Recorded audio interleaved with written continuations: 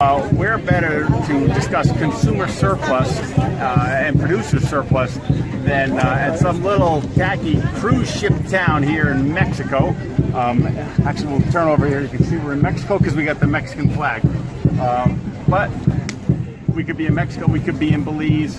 For that matter, we could be discussing consumer surplus in China. It doesn't really matter. The point is, when you have many buyers, many sellers, at the end of the day, those producers there, those people that are selling all these goods, are going to be determining, they know that customer isn't coming back once they pass by. These cruise ships are only here for a few hours, so it's either make the deal or don't make the deal.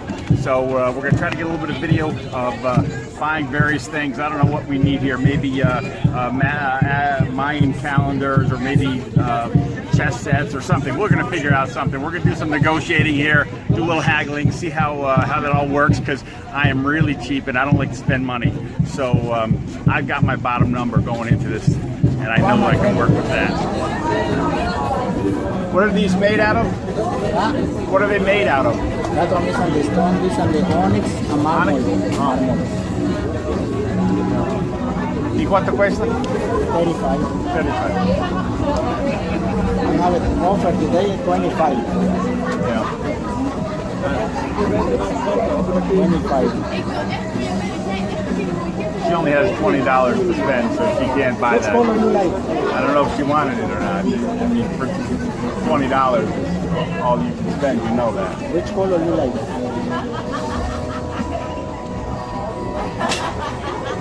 Maybe. Take it for 20, just for the scenery. You want it for 20? Up to you. Well, you're only going to buy one thing. We can keep looking around if you want to keep looking, but if, you have your $20 to spend, and that's it. So it's a question of whether or not we can come back. He'll be here. You're not ready to decide. Okay, I'm not. Okay, she's not ready to decide, but we're going to come back. She's got to buy one thing today, so. This is for the moon and the sun, represent the love and unit. Bring the 20 days and 19 months. This one will bring the months. This represent the current God. Have a good price. How much is it? This one bring the days is $20 US. This one for $15 US. This will bring the days, the month. 20 You said 20 Belize or 20 US. Yes, okay. All right. So like, give me $15 What's that? Give me $15 US. I don't think it's worth that much. I'm sorry. I don't really want that. This for Probably $5. $5 US. Small one for $10 US. Small one. I've only got really $5 for it. Can we get $10? $5 for that one I'll do. $10 Belize, $5 US. This is for $10 US.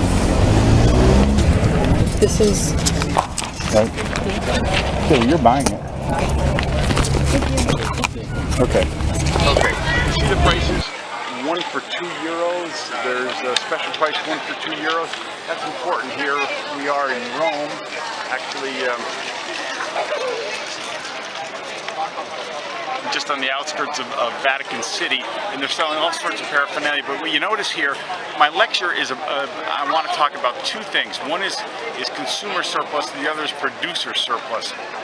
Now, at one for €2, they've gone rock bottom prices. Why? There's so many tourist spots here, one right after another. So they actually can't just charge you anything they want. They can only charge you the going rate. And if next door is at €2, this is going to be €2. So there's no choice. Okay, so what we see is really consumer surplus, because I can walk down there and think, geez, €5, that'd be cheap, but I only have to pay 2. That gives me my €3 consumer surplus. We don't really see producer surplus in an environment like this, because are they willing to sell for €150 or €1? Maybe, but not very much difference. Where you see it is in other countries like China, as an example, where there's a lot more haggling that takes place. So to understand producer surplus, we've got to go to China.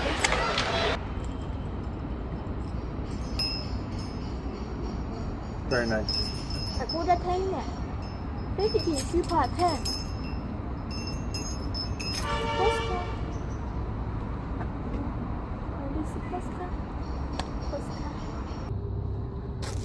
Give me 35.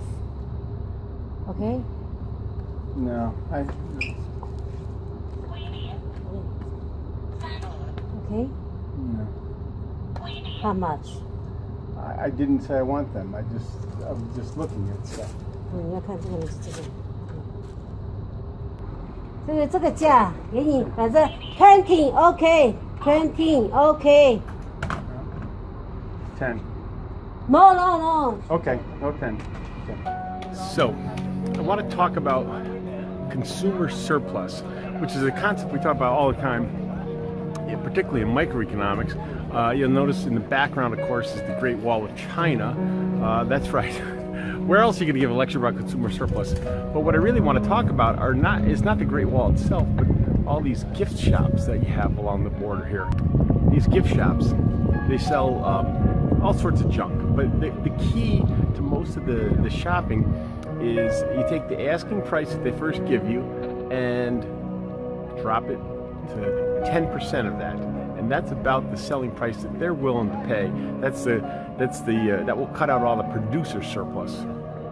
Okay, so I had a T-shirt that I thought about buying, $280 they wanted. That was the initial price.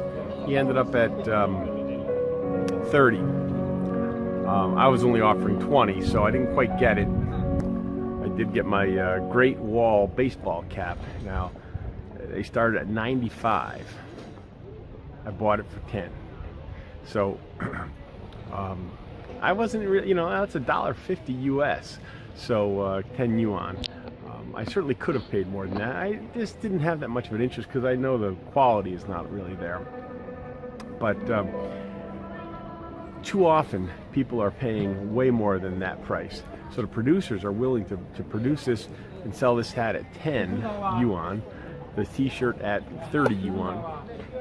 But the consumers, they're saying, oh, I started at 400, I got them knocked down to 200. I'm thinking, okay, you paid way too much compared to what that producer was willing to, the guy was willing to sell for in reality.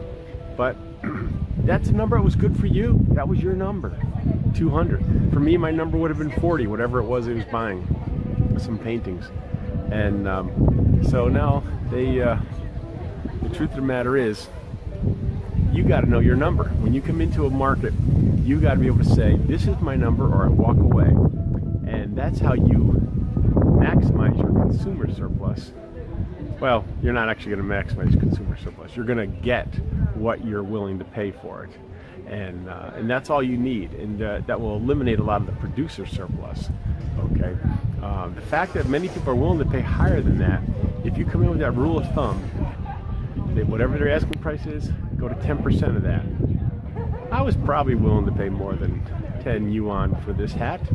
I was probably willing to pay 20. So the reality is, I got me 10 yuans that I can spend later on something else because of consumer surplus. So the other thing is just knowing how to haggle. You got to be prepared to have that number.